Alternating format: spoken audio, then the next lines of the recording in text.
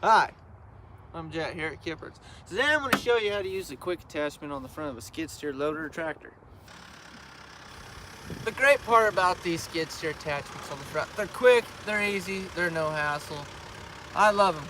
You just drive up into it with your skid steer quick attach pins up in the air, disengage, get it underneath the lip, rock it into that bracket, tilt the bucket back,